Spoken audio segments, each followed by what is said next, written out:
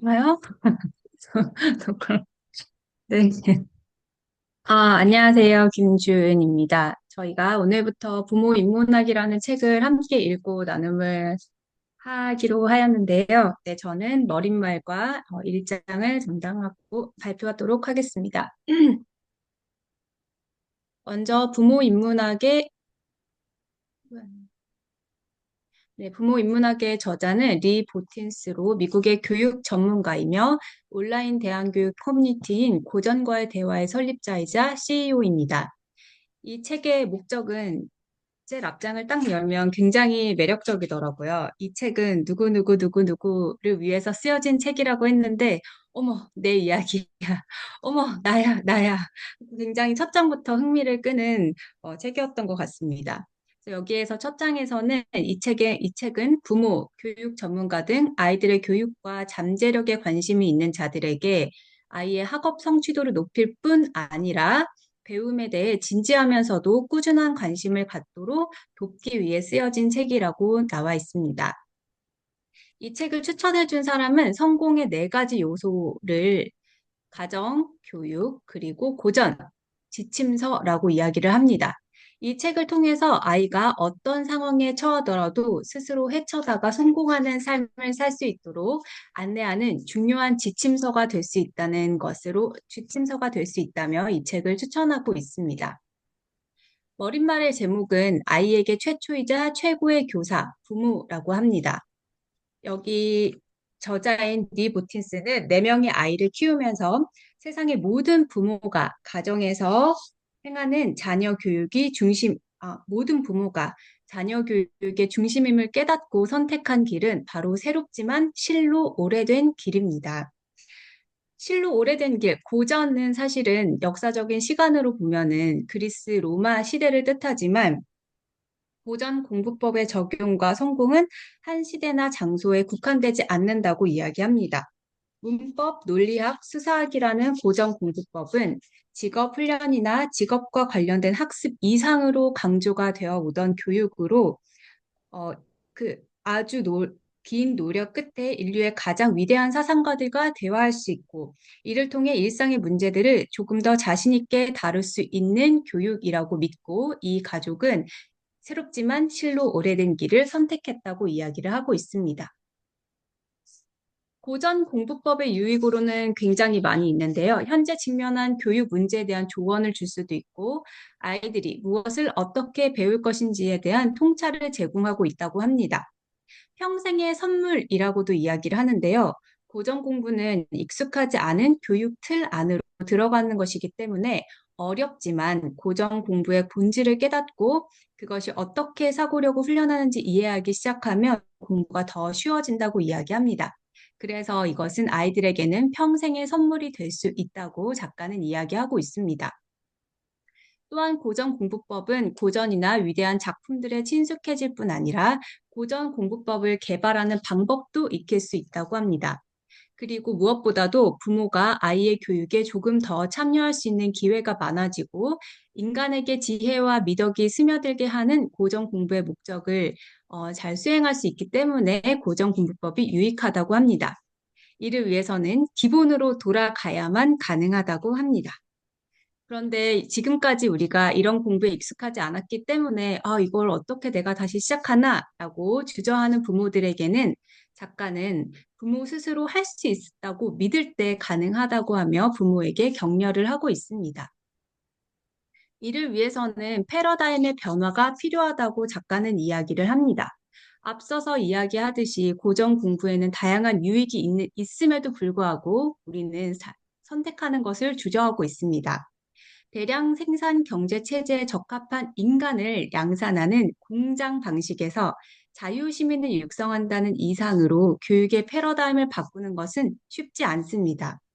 하지만 교육의 책임을 전문가에게서 가정으로 되돌리고 이러한 어렵지만 힘든 노력을 이제는 우리가 시작해야 할 때라고 작가는 이야기하고 있습니다. 가정 중심 교육에서 가장 중요한 것은 바로 자녀와의 새로운 관계를 설정하는 것이라고 작가는 이야기합니다. 부모로서의 역할, 잘 먹이고, 잘 입히고, 잘 안전한 울타리를 만들어주는 것을 넘어서 이제는 교사로서도 부모가 설 수 있어야 하는데, 이를 위해서는 자녀가 다른 방식으로 부모를 존경하도록 가르치기 위해서는 부모가 먼저 변해야 한다고 이야기를 합니다. 대중문화 속에 흔히 비춰지는 부모와 자녀의 모습은 아래쪽 그림과 같은 모습이지요. 하지만 대중문화에서 보이는 경향과는 달리 아이가 자기보다 부모가 더 현명하다는 것을 인정하고 청소년이 되면 자기 스스로 책임지기를 원하는 것이 당연시 되어야 한다고 작가는 이야기하고 있습니다. 이를 위해서는 부모의 노력이 반드시 필요한데요. 아이가 함께 시간을 보내고 싶어 하는 부모가 되는 것. 그것이 바로 우리 부모가 해야 할 일이라고 저자는 이야기하고 있습니다. 그래서 이 저자는 고전공부법의 유익이 무엇인지 머릿말에서 간단히 이야기를 했지만 그 뒷부분에서는 교육의 문제에 대해서 첫 장, 오늘날의 교육 무엇이 문제일까에 대해서 잠깐 요약을 하고 나머지 부분에서는 오랜 세월에 걸쳐 효과가 입증된 해결책을 제시하며 고전공부가 우리를 다재다능하게 만들어줄 뿐 아니라 세계에 대한 올바른 인식과 통찰이 독특한 방식으로 우리에게 스며들게 한다는 믿음을 바탕으로 여러 과목을 공부하는 방법을 제시하고 있습니다. 그리고 마지막 장에는 고전 공부법을 실행하는 데 필요한 일정과 조언이 담겨 있습니다. 부모는 아이에게 최초이자 최고의 교사라는 사실을 믿고 첫 장을 열면 좋겠다고 이야기하고 있습니다. 그래서 저는 오늘 이 많은 내용들 중에서 첫 번째, 오늘날의 교육 무엇이 문제인가에 대해서 이야기를 하려고 합니다. 1장의 내용을 간단하게 어떤 내용들이 나올지를 살펴보면 첫 번째로는 고전 공부의 목적에 대해서 나와 있고요. 그리고 현대 교육이 가지고 있는 문제들, 우리가 막연히 문제가 있다고 생각하지만 콕콕 짚어서 어떤 것들이 문제인지 잘 막연했잖아요. 그런데 이 책에서는 현대 교육이 가지고 있는 문제들을 작가의 관점에서 잘 정리를 해주고 있습니다. 전문화가 되어서 생겨나는 문제들, 교육이 즐거움과 합쳐짐으로써 생겨나는 문제들, 그리고 교과서가 원작을 대신함으로 생겨나는 문제들을 이야기해주고 있습니다. 이러한 현대 교육이 지금의 우리 아이, 부모에게는 어떠한 영향을 미치고 있는지 합리적인 논의를 잘 하지 못하도록 하는 것, 그리고 위대한 교육이 고전이 주는 교육을 누리지 못하고 있는 것까지 영향을 미친다고 이 작가는 이야기를 하고 있습니다. 그럼 먼저 고전 공부의 목적부터 살펴보도록 하겠습니다. 작가는 교육의 목적을 아이가 불확실한 상황에서 자신감을 갖고 복잡한 생각을 다룰 수 있는 어른으로 자라게 하는 데 있다고 이야기를 합니다. 불확실한 상황에서 자신감을 갖고 복잡한 생각을 잘 다루는 어른이 되기 위해서는 작가는 가장 중요한 것이 말과 생각을 능숙하게 다루는 것에 있다고 이야기를 하고 있습니다. 말과 생각을 능숙하게 다루게 하도록 하기 위해서 작가가 선택한 교육이 바로 고전 공부였습니다. 고전 공부라 함은 문법, 논리학, 수사학을 가르치는 것으로 고전 공부의 기본은 부모가 아이에게 암기법과 문법을 가르치는 것이었습니다. 암기는 사실 굉장히 어렸을 때부터 부모들이 자녀에게 하는 가장 자연스러운 방법이었습니다. 계속해서 주변의 상황을 이야기해주고 이름을 알려주고 반복해서 소개해줌으로써 아이는 개념 및 어휘를 늘려가게 됩니다. 그림에서처럼 아이가 처음 바이올린을 시작할 때 낑낑깡깡 이상한 소리를 내게 되지만 이 아이는 수없이 많은 시간 반복되는 훈련을 통해서 아주 멋진 바이올린 연주자로 성장하는 것처럼 반복과 훈련이 있는 암기법은 매우 중요한 고전 공부의 방법 중에 하나라고 작가는 이야기를 합니다. 이런 고전 공부의 목적은 학생들이 세상이 돌아가는 방식을 이해하는 데 필요한 기본 지식을 갖추게 하는 데 있다고 합니다. 그러나 고전 교육은 단기간에 필요한 기술을 습득하는 것이 아니기 때문에 오랜 기간 지속적으로 훈련이 되고 조언해야 하는 일입니다. 이것을 시작으로 암기와 훈련을 시작으로 아이들은 논리학과 수사학 공부로 쭉쭉 이어져 나갈 수 있다고 하는데요. 지금 현재 우리 아이들이 받는 교육과는 굉장히 거리가 먼 것임을 볼 수 있습니다. 왜 이렇게 오랜 역사 동안 이루어진 이 고전 공부를 왜 우리는 포기하게 되었는지 작가는 다음과 같이 이야기를 합니다. 첫 번째로는 교육이 전문화되면서 이런 일이 일어났다고 합니다. 교육 전문가가 양육을 대신함으로써 일어나는 일들인데요.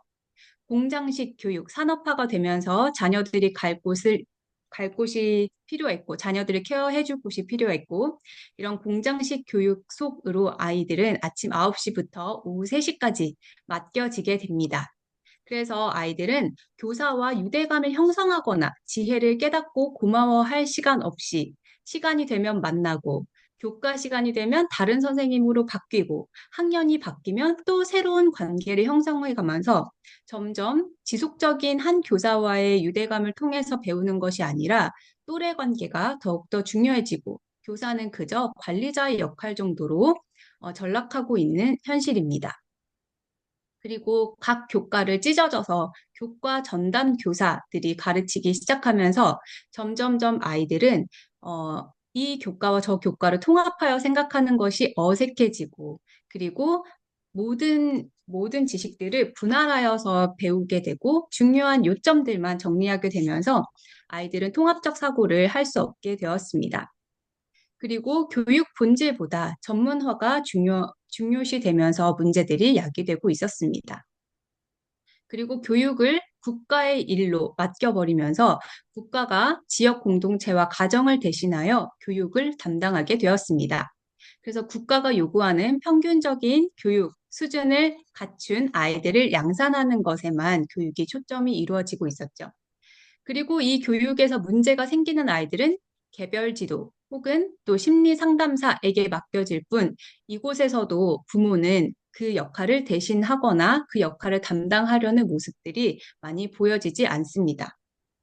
그래서 열심히 오랜 시간 노력해서 가는 것보다는 빠르게 이 문제, 나타나지는 눈으로 보여지는 아이들의 문제를 해결하기 위한 지름길을 택하는 모습들을 보입니다.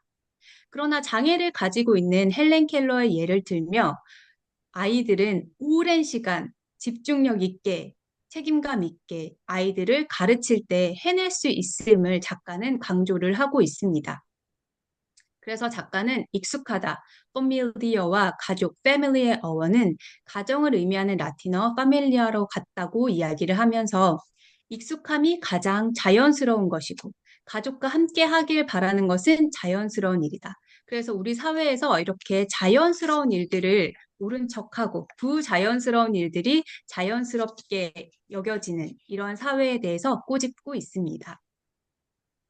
두 번째 문제로는 현대 edutainment라고 이야기를 하고 있습니다. education, 교육과 entertainment가 합쳐져서 edutainment가 되었는데요. 그 배움은 즐거움과 연결이 되어야 한다는 이야기였죠.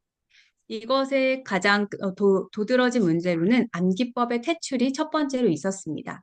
암기 대신 비판적 사고와 경험을 통한 학습에 중점을 두게 되었습니다. 비판적 사고와 경험을 통한 학습에 중점을 둔다. 굉장히 좋은 말처럼 들리지만 사실은 비판적 사고를 하기 위해서는 사전에 암기되어 있는 이미 내 안에 가지고 있는 정보가 있어야만 비판적 사고가 가능하다는 사실이 간과되고 있다는 것입니다. 그리고 시험도 선다형 시험으로 바뀌면서 시험 형태가 퇴행했다고 작가는 이야기하고 있습니다. 그래서 아이들이 보는 시험은 자신을 평가하고 신뢰할 만한 어른에게 받을 수 있는 소중한 피드백을 받는 기회가 사라져 버리고 그저 표준화된 대학 입학 자격 시험에서 점수를 얻는 방법만 체득하게 되는 결과를 얻게 되었다고 이야기를 합니다. 이렇게 암기법이 퇴출이 되면서 아이들은 자연스럽게 독해력도 저하가 되게 되었습니다. 고전 교육의 이상은 시민으로서 공동체에 참여하도록 준비하는 것이지만 현재는 헌법의 기본 원리, 그냥 글을 읽으면 까만 것은 글씨요, 흰색은 종이라 내가 글자는 읽지만 그 내용을 이해하지 못하는 국민들이 양성되고 있는 것이 사실입니다.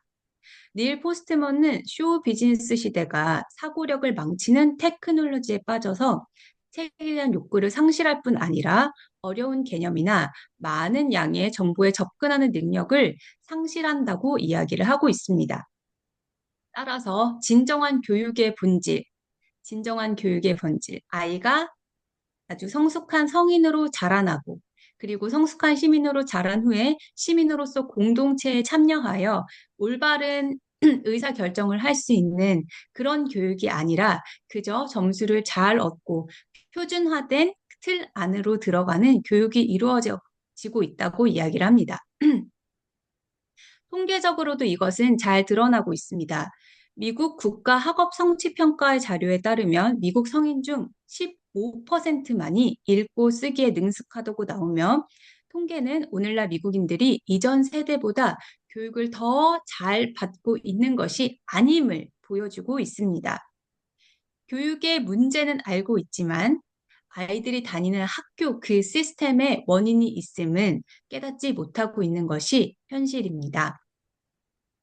또 한 가지의 문제는 교과서가 원작을 대신하고 있다는 것입니다. 사실 좋은 교과서라 함은 한 가지 주제를 어떻게 체계적으로 공부해야 할지 그 윤곽을 학생들에게 제시해 주어야 합니다. 그러나 현재 모든 교육은 교과서에 의존을 하고 있지만 그 교과서는 이러한 역할을 해주지 못하고 하나의 주제와 관련된 가장 중요한 정보를 요약하는 수준, 아이들에게 잘게 쪼개어서 떠먹여주는 유모와 같은 존재와 같은 교과서밖에 없다는 것입니다. 따라서 책에 의지하며 암송을 통해 지성을 단련하는 기회를 빼앗겼고 비디오의 등장으로 읽기 능력은 약화되고 휴대전화로 인해 마주보며 음성으로 이야기를 주고받는 일이 줄었으며 SNS로 인해 소통을 빠르나 언어가 망가지고 있는 지금 이 현실에 고전을 암송한 후에 셰익스피어의 극을 보고 그리고 셰익스피어의 영화를 본다면 영화 감독이 그려낸 영상 외에도 풍부한 언어로 구성된 원 작가의 생각을 비추어 누릴 수 있기 때문에 더욱 풍성하게 영화를 감상하고 그 주제를 가늠해 볼 수 있는 것처럼 고전 공부법으로 공부를 하면 유행을 따르기보다는 전통적인 방식으로 의사소통하는 방법을 배우며 아이들은 더 풍부하게 한 가지지만 더 풍성하게 그것을 누릴 수 있다고 작가는 이야기를 합니다. 이러한 다양한 고전 공부법을 잃고 난 후에 현대 교육이 미친 영향은 합리적인 논의가 감소되었다는 것입니다. 교육은 아이가 성인이 되었을 때를 대비하도록 해야 한다고 했는데요. 중대한 문제들에 대해서 지역사회에서 논의하고 좀 더 정확한 정보를 바탕으로 바람직한 결정을 내릴 수 있어야 하지만 현대의 교육은 그것을 방해하고 있습니다. 말은 의미를 가지고 있으며 의미는 중요합니다. 그래서 그 의미를 잘 파악할 수 있는 고전 교육법은 매우 중요하다고 작가는 강조합니다. 그리고 또 한 가지는 위대한 고전이 주는 유익을 누리지 못하고 있다는 것입니다. 전통적인 공부법을 외면함으로 역사 속 위대한 고전과의 대화에 동참할 수 없게 되었고 더 이상 동참할 수 없게 되었습니다. 우리는 미래를 지향하며 살아가고 있다고 하지만 미래는 과거와 무관할 수 없습니다. 우리가 연구할 수 있는 것은 과거뿐이며 과거는 현대의 사상을 비추어 볼 수 있는 훌륭한 거울이라고 작가는 이야기하고 있습니다. 그렇기 때문에 아이들에게는 그들이 살아갈 미래의 중요한 척도로서 우리는 과거를 제시해 주어야 한다고 강조하고 있습니다. 오래된 것이야말로 진정 영원한 것이 될 수 있기 때문입니다. 그래서 1장의 결론은 교육 문화가 만들어낸 결과로서 부모를 아이들이 최초 교사 자리에서 몰아내고 그 자리에 부모 자리에 전문가를 두기 시작했으며 지역 공동체보다는 정부가 평등한 교육 기회를 제공하는 구조를 만들었고 암기가 두뇌를 훈련시킨다는 생각은 버리고 원작 대신 요약된 교과서를 공부하게 함으로써 아이들의 문해력이 저하되게 되었습니다. 사람들로 하여금 합리적인 논의에 참여할 수 없게 하였고 오락과 직업 훈련을 위해 역사적으로 성공적이었던 엄격한 고전 공부법을 거부하게 되었습니다. 그러나 작가는 인간에게 중요한 핵심적인 상식이 존재한다고 믿지 않도록 하는 이 교육에서 벗어나 아이들이 역사 속 위대한 고전과 대화할 수 있도록 잘 준비시켜주는 교육을 하자고 강조를 하고 있습니다. 여기까지입니다. 예. 박수 한번 주세요. 네. 네. 아이고, 첫 스타트를 발표를 잘 해주셨네. 어, 어떻게 좀 들으셨는지, 아마 제가 계속 이야기했던 부분들하고 많이, 어, 또 제가 계속 강조했던 부분들, 기억이 나실 것 같아. 지금 한 30분, 27분인데, 한 20분 정도, 제가 일단은, 어, 다시 한번 그 중요한 부분들 다시 한번 코멘트를 좀 하고요. 그 다음에 이제 끝나고 여러분들 좀 자유롭게 서로 토론하거나, 어, 소감들 나누시고, 그리고 기도하고, 그렇게 끝내시면 좋겠는데, 어, 일단은, 이 책을 이제 선정한 이유가, 우리가 이제 앞으로 계속 제가 이렇게 해왔던 내용이고, 교육 과정이고, 또 내년에 또 새롭게 하려고 하는 어린이 월페아, 사실 청소년 월페아도 이제 계속 생각을 하고 있지만, 여러 가지 좀 어떻게 이걸 현실에서 적용할 것인가. 그래서 독서 캠프 이런 것들 좀 생각을 좀 하고 있는데, 음, 갈수록 중요해질 거다. 독서 교육이 아니고, 정확히 말하면, 지금 독서 교육이라는 게 조금 너무 좀 가벼워요. 제가 느낌이. 그래서 고전 교육이라는 것이, 아, 인문학 고전 교육 이렇게 하기도 하고, 중요하다. 자, 이런 부분에서, 이 저자는 굉장히 이 부분들을 잘 정리했고, 이걸로, 저도 좀 그런 걸 소망하고 있는데, 미니스트리 앤 비즈니스를 하는 사람이에요. 그러니까 특히 고전 교육을 사업을 한 사람입니다.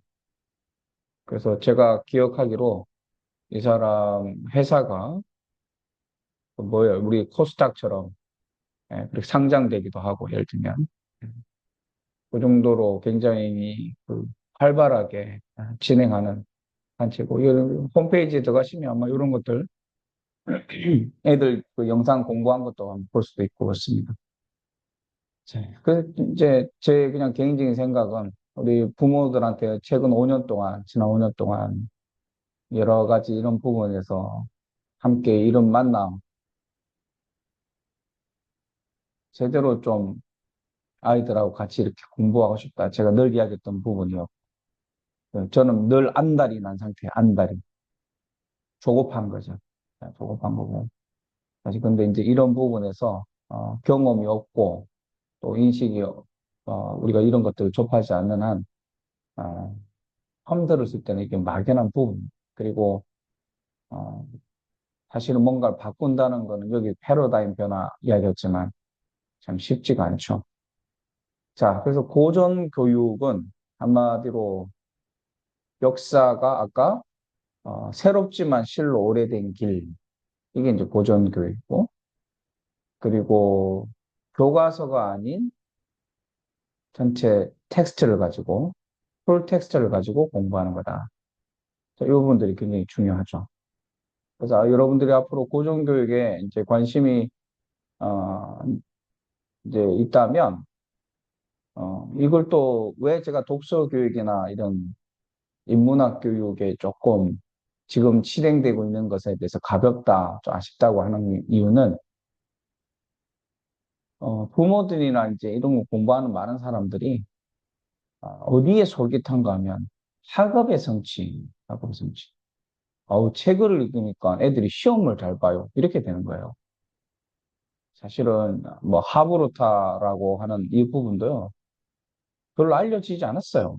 근데 이제 강남에서 유행을 하고 그리고 이것이 퍼진 거거든요.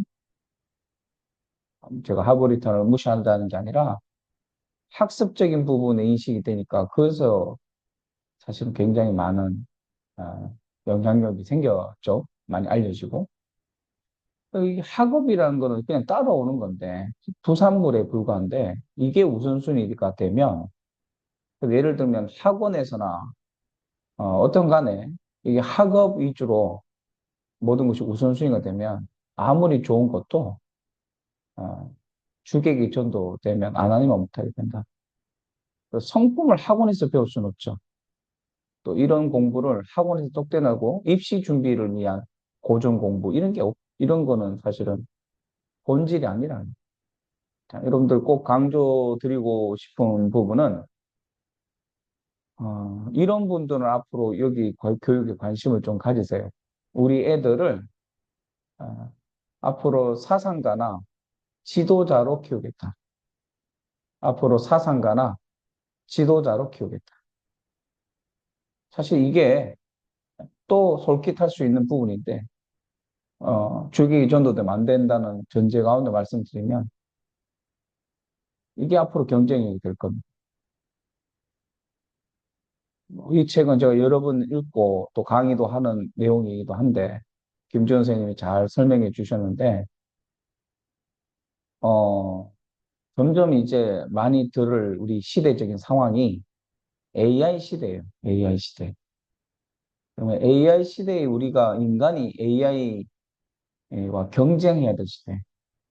예, 그래서 여러분 특이점이라고 들어보셨겠지만, 이제 인공지능이 인간의 지능을 앞서는 날이 곧 올 거다. 그래서 이제 AI가 인간을 지배하는 어떤 디스토피아를 그리는 이런 문학 작품이나 영화도 많죠. 자, 그래서 AI하고 경쟁을 해야 될 시대인 거예요. 우리 애들은 특히. 그러면 경쟁력이 뭐가 있을까 할 때 한마디로 말하면 우리에게는 역사가 있잖아요. 오래된 역사, 인간의 지혜. 거기다가 우리는 기독교인으로서 하나님을 믿는 자로서 영성이라는 게 있습니다. 아무리 AI 목사가 나오고 AI 설교가 나와도 AI 상담이 나와도 이 영성을 흉내낼 뿐이지 영성을 대체할 수는 없을 겁니다. 그러면 더 인간다워지고 인간의 역사가 하나의 경쟁력이 되는 AI 시대에 그게 인문학이라고 볼 수 있겠죠. 그래서 이제 사상가와 지도자가 된다는 건 바로 인간의 역사를 꿰뚫고 제가 한 번씩 이야기하지만 공시적, 통시적이란 말을 해요. 역사의 전체 흐름을 파악하면서 각 시대에 정치, 경제, 사회, 문화가 어떻게 진행되어 왔는가를 입체적으로 사실은 공부하는 거. 이것만 해도 초, 중, 고 풀 커리큘럼이 될 겁니다, 아마. 사실 그래서 이제 이런 부분들을 저는 늘 마음에 가지고 조금씩 이제 문학 고전을 초점으로 계속 여러분하고 이야기했던 부분이죠. 자, 그래서 여러분이 여기서 오늘 꼭 이 책을 시작하면서 솔깃한 게 학습이 아니면 좋겠고, 우리 아이를 이 AI 시대에 경쟁력 있는 아이, 더 나가서 하나님 나라의 사상가로, 지도자로 키우겠다. 이런 분들은 우리 아이들을 하나님께 올려드리기 위해서 시키기 위해서 이거는 사명으로 감당하셔야 됩니다. 주체는 부모가 해야 됩니다. 자, 이런 부분. 자, 그 다음에 네 가지 요소를 이야기하는 가정교육 보전 지침서 돼 있는데 사실은 이 단체, 뭐 이 회사라 그럴까, 이 교육기관이 굉장히 소위 말해서 대박을 터트린 게 이제 이 지침서 같은 거겠죠. 예, 그래서 이런 철학부터 시작해서 그것을 실제로 할 수 있도록 부모들이 하실 수 있도록 돕는 이런 지침서. 사실 우리 CTC 월페아에서 하는 부분도 이 지침서에 해당되죠. 월페아 자체가 사실은 지금 여기서 강조하는 것과 연결됩니다. 그래서 부모가 배워서 부모가 가르치고 부모가 연대한다라는 그 표를 만든 게 결국 부모가 주체가 되는데, 부모가 가르치라 그러면 막연한데, 그죠? 책을 뭘 선정할 거며, 또 그 책을 어떻게 가르칠 것인가 할 때 지침서는 너무너무 중요하다. 자, 여기서 하나 더 말씀을 드리면, 우리는 하나님 나라의 사상가 내지 지도자로 키워서 AI 시대에 경쟁력 있는 아이로 키우겠다. 이게 우리의 목적이라면 그 지침서는 반드시 기독교 세계관으로 가르치기, 기독교 세계관으로 바라보기, 해석하기, 살아가기가 돼야 되죠. 사실은 이런 지침은 어, 고정교육 지침을 가지고 교육하는 곳은 있지만 뭐 홈스쿨링이나 이런 데서는 기독교 세계관으로 해석해서 이것을 우리에게 어떻게 살 것인가로 나아가는 것을 연구하고 컨텐츠를 만드는 데는 거의 없어요. CTC가 제일 표방하는 부분이 기독교 세계관으로 고전 읽기입니다. 기독교 세계관에 기초한 고전 교육이에요. 그래서 이 부분은 너무너무 앞으로 중요하다. 왜냐하면 제가 쭉 홈스쿨러나 이 고전 교육을 하는 사람들 보면서 참 아이러니한 게 그렇게 저보다 책을 많이 읽고 수천 권을 읽었다 이런 분이 있어요. 많이 알려진 유명한 작가이기도 하고 강사인데 크리스천이라고 이야기하기도 합니다. 그 책을 읽으면 굉장히 도움도 많이 돼요. 근데 그 세계관은 너무너무 건강하지 않아요. 어, 너무 극단적이에요. 참 아이러니해요. 이렇게 깨어있도록 인문학을 공부하는데 이 자기 세계관이 갇히면 자기가 보고 싶은 것만 바라보고 중요한 건 다 걸러냅니다. 자기에게 기준이 안 맞는 거. 사실 그러면 자기 아집과 교만만 커져가는 거죠. 소통이 안 되는 불통의 사람이 되는 거죠. 그래서 필터링, 제가 늘 이야기하는 필터링이 진짜 중요하다. 좋은 책을 읽는 것이 능사가 아니고 아이들이 요즘 뭐 스크류테이프의 편지를 읽어내잖아요. 지금 여러분 이미 경험하시죠? 초등학교 애들이 스크류테이프의 편지를 읽어낸다는 건 여러분 당연하게 읽을 줄 몰라도 여러분 자녀들 칭찬 많이 해주셔야 돼. 예, 깜짝 놀라요, 어른들이. 이걸 아는 어른들은 깜짝 놀랍니다. 초등학교 애들이 이걸 읽어낸다고? 근데 우리는 지금 읽어내고 있어요. 그게 바로 열매예요, 열매. 조금만 해도 애들은 이렇게 될 수 있는 거죠. 그래서 칭찬 많이 해주시길 바라고. 자, 그래서, 요 두 가지를 꼭 기억하시라. 우리는 왜 이걸 딴 게 솔깃하면 되는 게 아니고, 하나님의 사람으로 키우겠다는 거고, 그래서 기독교 세계관으로 예, 아이들이 고전을 읽도록. 그래서 어떤 고전을 읽거나 활동을 하거나 하거나 기독교 세계관이 견고해질 수 있는 아이로 키우는 것이 중요하다. 자, 그리고 이 고전을 읽는다는 건 단순히 책이 아니고 역사 속에서 가장 대표되는 사상가들과 늘 대화하면서 살아가는 겁니다. 그들에게 궁금한 걸 묻고 실제 삶에 어떻게 살아갈 것인가 조언을 구하는 거예요. 이게 와닿을지는 모르겠는데 대답 잘하세요. 제가 또 기분 안 좋아질 수 있으니까. 뭔가 하면 이게 가상으로. 여러분 가정교사로 저를 채용하시면 어떨 것 같아요? 예를 들면. 그러면 일주일 내내 여러분 자녀들만 제가 계속 교육시켜요. 혹시 좀 솔깃합니까? 아니면, 어쩌라고 이런 생각이 듭니까? 분위기가 좀 반응이 안 좋은데 빨리 넘어갈게요. 네. 그러니까 이제 저도 그렇지만 저보다 뭐 비교할 수 없는 엄청난 준비된 사상가들이 10명이나 12명이나 이런 사람들이 죽었지만 책을 통해서 여러분 자녀들하고 상담해주고 교육을 시켜주는 이런 느낌인 거예요, 이게. 예? 이런 느낌. 그래서, 그럼 옛사람들하고 옛날 책 읽고 참 좋다. 그런 걸 읽어내네. 대단하다. 이게 아니고, 초점은 아까 우리 잘 설명해 주셨는데, 과거를 공부한다는 건 여러분, 현재와 미래를 바라보는 거울입니다.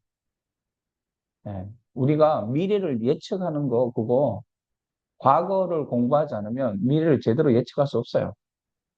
과거는 또 현재와 이어지기 때문에 우리가 현재 어떤 삶을 살아가는가를 이해하려면 과거를 제대로 알아야 되고요. 그리고 과거를 잘 제대로 해석할 때 미래를 전망할 수 있습니다. 자, 그래서 그 옛날 그 사람들하고 책을 통해서 만나고 대화하는 건 지도자로 키워지는데 굉장히 중요한데, 거기에 기독교 세계관을 더하면 우리는 좋은 사고력만 배우는 게 아니라, 통찰력만 배우는 게 아니라, 더 나아가서 하나님의 지혜로 훈련되는 아이들을 키울 수 있고. 자, 이게 왜 중요하냐?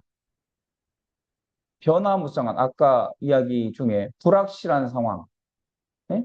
불확실한 상황, 그 다음에 거기에 자신감을 가지고 복잡한 생각을 잘 다룰 수 있는 어른으로 키우자, 이런. 이걸 간단히 말하면 이게 이 시대의 코로나 이후에 교육에서 제일 많이 들리는 단어인 역량이란 단어겠죠. 역량, 역량. 그래서 역량을 키워줄 수 있는 거예요. 시험 문제 잘 본다고 공부 잘한다고 미래가 준비되는 게 아니다 이 말이에요. 이제. 그래서 역량이 중요하다. 역량. 그럼 그 역량이 뭐예요? 한마디로 리트러시죠. 리트러시. 리트러시. 제가 늘 이야기하는 읽고 생각하고 말하고 쓰고 표현하고 리트러시. 리트러시가 중요한데, 요즘 아이들이 지금 미디어 시대 속에 아까 닐 포스트만 이야기도 했지만, 닐 포스트만이 제가 기억하기로 아마 교육과 출신입니다. 교육을 아는 분이고 굉장히 이런 부분에서 오래된 책인데도 지금 미디어 시대를 조명하는 가장 대표적인 사상가가 닐 포스트만인데, 결국엔 제가 늘 이야기하듯이 이 미디어에 사로잡히면, 전자 매체에 사로잡히면 인쇄 매체를 접하지 못한다. 그러면 리터러시가 저해될 수밖에 없죠. 그 요즘 애들 리터러시 문제가 심각한데, 예를 들면 심심한 사과를 드립니다. 왜 심심하지? 사과가? 예? 그러니까 그 심심하다는 거를 해석을 못 하는 거예요. 왜 심심하게 사과를 해요? 이런 게 많죠. 이런 사례들이 지금. 고등학생도 이래요, 지금. 그러니까 이 말은 지금 심각한 상황인데, 도찐 개찐이니까 서로 똑같으니까 심각성을 모르는 거예요, 지금. 그리고 계속 애들은 불안한데 공부 안 해요. 제가 볼 때는. 공부 며칠 하고 학원 다녀도 그냥 불안해서 다니는 거지. 그 분위기에 휩쓸어가는 거지. 제대로 공부하는 게 아니고, 제가 볼 때는 너무 아까운 거예요. 시간 낭비, 돈 낭비. 다 그런 건 아니겠지만. 그래서 아이들 인생을 준비하는데 부모로서 최선을 다하는 데 있어서 제일 중요한 키워드를 하나 뽑는다면 리트러시가. 자, 이건 제 개인적인 이야기인데요. 뭐 우리 또 우리 내부적인 이야기니까 오해 말고 들으시면 좋겠는데, 제가 우리 큰애들을 홈스쿨링을 했잖아요. 사실은 이 교육을 시켰어요. 책을 계속 읽히고 생각하게 하고 글을 쓰게 하고 토론하고 표현하고 계속 이걸 훈련시켰어요. 이대로 했습니다. 이대로. 그래서 지금 대학을 갔고 공부를 하고 있는데, 지금 제가 더 확신이 드는 건, 대학교에서 여러분, 저도 지금 교수로서 지금 강의하고 있지만 어떤 애들이 공부를 잘하고 점수를 잘 줄까요? 교수가. 다 레포트, 이렇게 과제가 뭘까요? 다 글쓰기입니다, 여러분.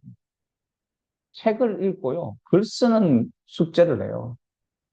그러니까 지금 이제 외국 가서 공부하는데, 그나마 피드백이 덜 힘들다는 거예요. 다른 애들, 거기 있는 캐나다 애들도 힘들었는데, 자기 영어로 하는데, 영어로 하는데도 힘든 게, 이게 캐나다 애들도 안 되는 거예요, 지금. 읽고 생각하고. 영어인데도.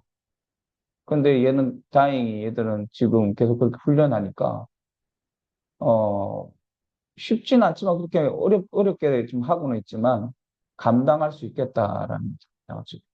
왜 그럴까?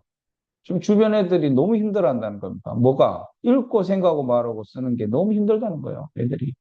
읽기 자체가 안 된다는 거예요. 그런데 공부를 좀 빡세게 시키는 이제 교수들은, 자기가 보니까 뭐 논문 같은 에세이 같은 걸 뭐 한 학기에 예를 들면 50편 뭐 이렇게 읽어내야 되는 거죠. 읽는 자료가 뭐 PDF로 뭐 계속 있고 그걸 읽어내야 돼요. 결국 관건은 그거예요. 그러니까 이과 쪽 일부 빼놓고, 이과도 논문 읽어야 되거든요. 이과도.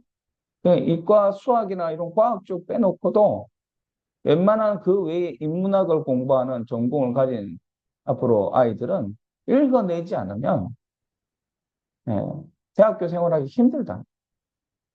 대학교 생활뿐이겠어요? 직업에 있어서도 심지어 유튜브 크리에이터가 돼도 대본을 써야 됩니다. 대본을. 그러니까 사람들이 관계를 맺고 일을 하는데 제일 중요한 역량이 리터러시다. 리터러시. 그래서 이 책은 이제 그런 부분에서 강조를 하고 있고 특히 1장은 교육의 문제를 이야기하는 거죠. 그러니까 이 시대의 교육의 문제가 뭐예요? 그러니까 리터러시 교육을 시키지 않는다는 거예요. 훈련을 시키지 않는 거예요. 그래서 국가가 주도하고 암기법을 퇴출하고 독해력을 저하고 네? 그리고 교과서가 원작을 대신하고 결국 국가 주도형 교육은 국가에 필요한 사람을 뽑는 것만 목적이지 우리 자녀 한 명 한 명을 제대로 신경 쓰지 못한다. 그런데 이제 시대가 이제 대량 생산 시대가 아니고 이제는 소량 생산, 맞춤형 생산인 시대예요. 이 산업화의 구조가 교육에 영향을 줍니다. 그러면 이제 앞으로 여러분이 이런 책도 제목도 들어보셨겠지만 제가 아이들 어릴 때 키울 때 제가 이제 이 CT 사역할 때 제일 많이 고민했던 게 이 패러다임이 참 쉽지 않은데 항상 어떤 일을 하려면 조직에 들어가서 일을 해야 돼요. 저도 세계관 교육을 제대로 할 수 있는 조직을 찾으려고 얼마나 노력을 많이 했는지 몰라요. 근데 그 부르신 대로 그 조직에 들어가 살아가니까 오히려 기반이 되는 게 아니고 제약이 많아. 그만큼 제가 이제 분명한 방향을 가지고 소명을 가지고 살아가려고 하니까 조직이 오히려 기반이 될 수도 있지만 오히려 제 소명대로 살아가는 한계가 되는 거예요, 조직이. 사실 그때 제가 고민했던 게 그때가 한참 그런 건 1인 기업, 프리랜서를 넘어서 1인 기업 이런 걸 이야기하던 초창기 시절이 이미 북미주나 유럽은 조금씩 일반화됐는데 우리나라는 뭐 그런 것들이 막 시작되는 그 시기에 제가 이제 1인 사역이라는 걸 패러디해서 표방해서 2007년에 이제 CTC를 시작을 하게 된 거죠. 자, 지금 시간이 많이 지났죠. 근데 시대가 더더욱요, 이제 조직에서 평생 보장되는 시대가 아니라 이제는 각자가 도생해야 될 시대. 예, 그러면 이제 어떻게 됩니까? 각자가 도생하려면 이제 각자가 색깔이 분명해야 되는 거죠. 우리 이야기로 말하면 틀이 아니라 이제 결이 중요한 시대. 그리고 시대는 핵개인의 시대라고 합니다. 핵개인의 시대. 자, 이게 가능한 게 제가 해보니까 지금 저는 경험으로 이야기를 하지만 핵개인의 시대 1인 기업, 1인 사역으로 지금 이제 조금씩 좀 부끄럽지만 중소기업까지 갈지는 모르겠지만 같이 이제 협력하는 분들이 있으니까 이게 가능한 게 이 미디어입니다. 이 네트워크입니다. 이게 있으니까 특히 AI가 얼마나 많은 것들을 지원하는지 몰라요. 우리 애들은 앞으로 더 이렇게 살 거다라는 것을 짐작하게 됩니다. 자, 그래서 여러분 각자가 자신만의 생각을 가지고 어떤 이 험난한 세상에 자신감을 가지고 복잡한 생각을 다루면서 살아가려면 세상이 돌아가는 방식도 이해해야 되고 자신이 누구이고 어떻게 살 것인가 소명에 대해서도 분명히 직업이기 전에 소명에 대해서도 정리해야 되는데 이 모든 것들을 훈련시키고 정리할 수 있는 한마디로 좋은 방법이 마법의 도구는 아니에요. 이게 대안이다 이렇게 솔깃하게 끝나면 되는 문제가 아니라 더 훈련이 필요한데 그게 바로 살아있는 이야기, 고전이란 책을 들고 그것을 씹어 먹는 거예요. 소화하고 읽고 생각하고 말하고 쓰고 표현하고 그리고 공동체를 이루어서 그래서 이 부분이 앞으로 점점 더 중요해지고 이게 사랑하는 우리 자녀들을 제대로 준비시키는 그런 부모의 중요한 역할이 될 거다. 왜? 학교가 그 역할을 해주지 못한다. 그래서 지금 이 시간, 이 시기에 우리가 교육을 무조건 비판한 거, 교육이 썩었다, 문제가 많다, 이 정도가 아니고 성찰하는 차원에서 여러분 아이들 오늘도 학교 갔잖아요.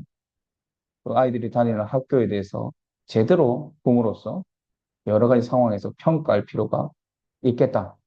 다음에 한번 또 기회가 되면 우리가 계속 교육에 대해서 고민을 좀 하나님 인도하시는 대로 성령님 인도하시는 대로 제가 책을 정하고 계속 좀 이런 만남을 계속 가지면 어떨까 싶은데 내년부터 부모들이 좀 깨어있도록 준비하도록 도와야 되겠다 이런 마음을 좀 이 부모 교육이 하이세 부모 교육으로 끝나지 않고 정말 이 시대에 부모들이 깨어있도록 돕는 그런 공부 모임이 돼야 되겠다 이런 마음이 있는데 오늘 스타트를 우리 김 교수님 잘해 주셨고 이렇게 PPT는 잘 만드셨네. 어?